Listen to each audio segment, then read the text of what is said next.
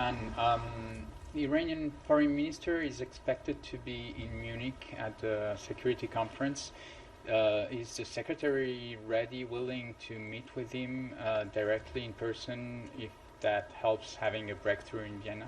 I wouldn't expect, at least in Munich, a meeting between the secretary and the foreign minister. But what I will say, and what we have long said, is that we believe that direct talks between the United States and Tehran and Iran would be in our interest in the context of Vienna.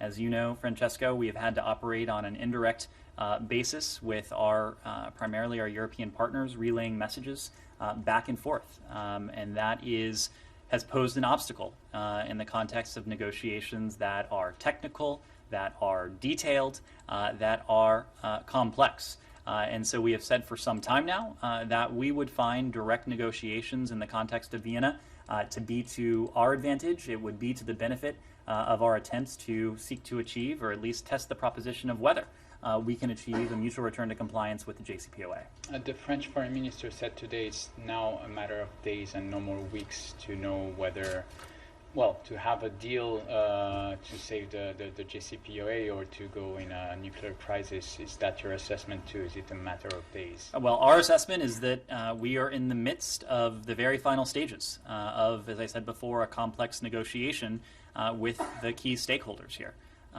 This is really the decisive period during which we'll be able to determine whether a mutual return to compliance with the JCPOA is in the offing, or if it's not. Again, we are sincere and steadfast in our efforts to test the proposition as to whether a return can be achieved. We continue to believe that a mutual return to compliance with the JCPOA is the best way to once again place permanent, verifiable limits on Iran's nuclear program.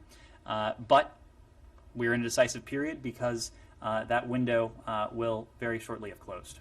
And so have you seen the political willingness from Tehran in these last days in Vienna, and when will you be able to make that assessment? I think we'll have a much better sense of that in the coming days, and it will have to be in the coming days because, again, we're in a decisive period where all sides will have to make the political commitments that will be necessary if we are to achieve a mutual return to compliance with the JCPOA.